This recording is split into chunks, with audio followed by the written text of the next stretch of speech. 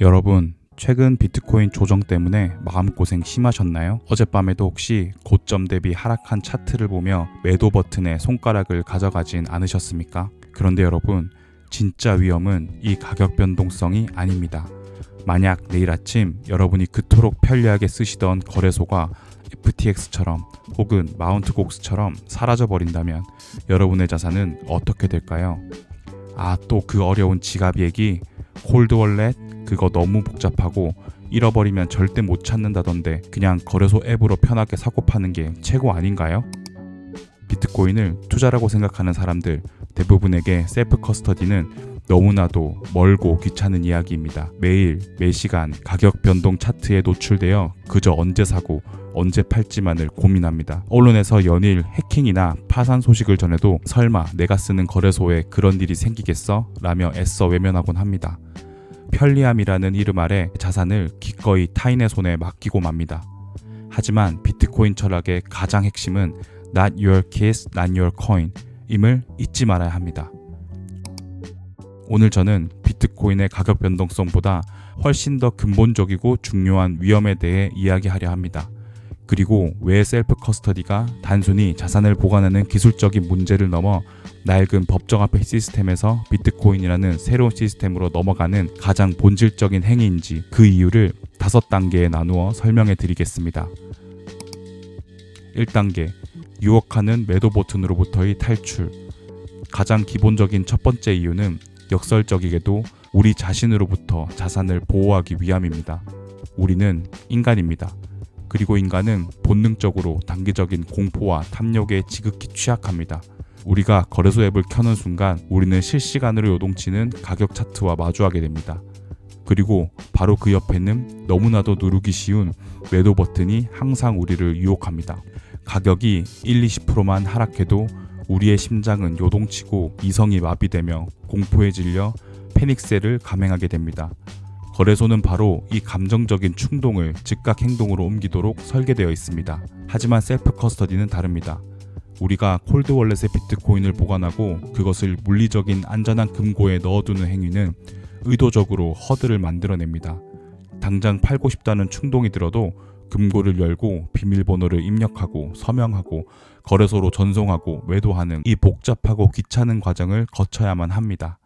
이런 허들에 따른 지연이 무슨 역할을 할까요? 바로 우리의 감정이 이성을 집어삼키는 것을 막아줍니다. 셀프 커스터디는 우리의 장기적인 자산을 보호하는 가장 강력한 심리적인 방어막입니다. 2단계, 거래소는 파산한다는 역사적 교훈의 직시. 두 번째 이유는 재무적인 이유, 바로 거래 상대방 위험의 완벽한 제거입니다. 우리가 알아야 할 충격적인 진실은 이것입니다. 우리가 거래소에 비트코인을 두는 동안에는 그 비트코인은 우리의 비트코인이 아닙니다. 그것은 법적으로 거래소가 우리에게 빚진 비트코인일 뿐입니다. 우리는 그저 거래소 장부에 찍힌 숫자를 보고 있을 뿐이죠. 이 말은 우리가 자산을 되찾기 위해서는 반드시 거래소를 신뢰해야만 한다는 뜻입니다. 우리는 거래소가 파산하지 않을 것을 믿어야 합니다. 그리고 해킹당하지 않을 것이라고 믿어야 합니다. 혹은 정부나 규제당국에 의해 압류당하지 않을 것이라고도 믿어야 합니다. 하지만 역사는 이 신뢰가 얼마나 허무하게 무너지는지 똑똑히 보여주었습니다. 우리는 2008년 리먼 브라더스 사태에서 거대한 은행이 하루아침에 무너지는 것을 보았습니다. 그리고 암호화폐 시장에서도 그 역사는 정확히 반복되었습니다. 전설적인 마운트 곡스의 파산, 셀시우스의 인출 중단, 그리고 세계 3위 거래소였던 FTX의 붕괴까지 모두 목격했습니다.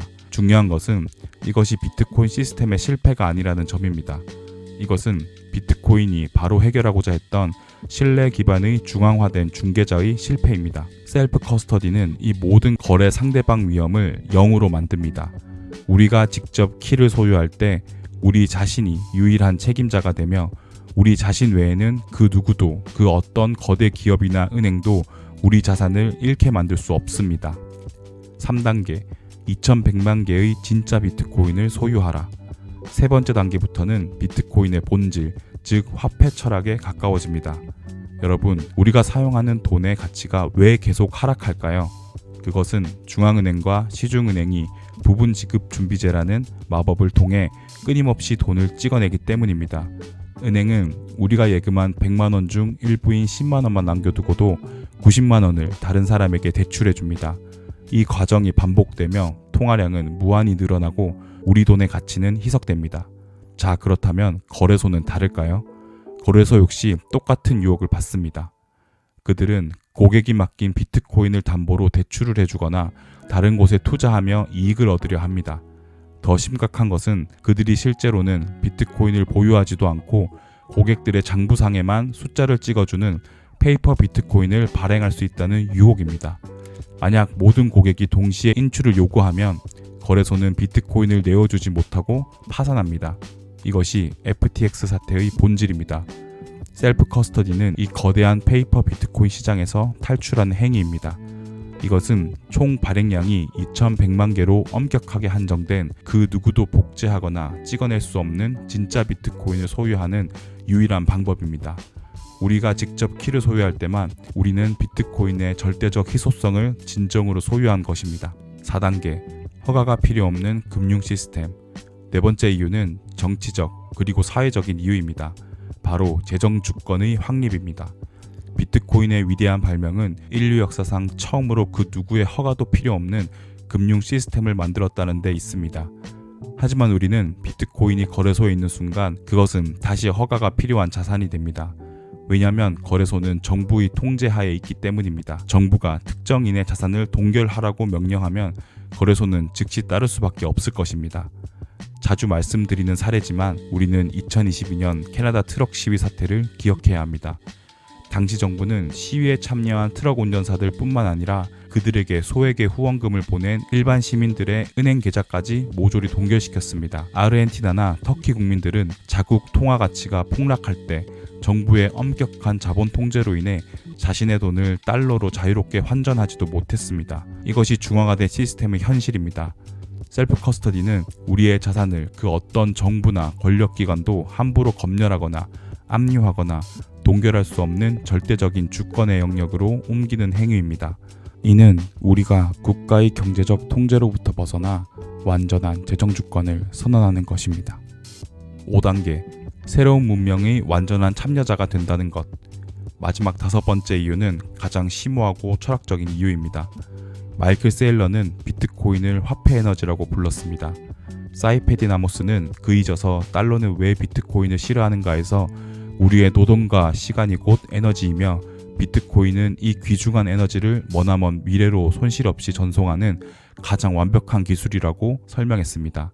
우리의 인생, 우리의 시간, 우리의 노력을 응축한 이 소중한 에너지를 거래소나 은행, 정부와 같은 타인에게 맡기는 것은 사실상 우리 미래에 대한 책임을 타인에게 떠넘기는 행위입니다. 셀프 커스터디는 다릅니다.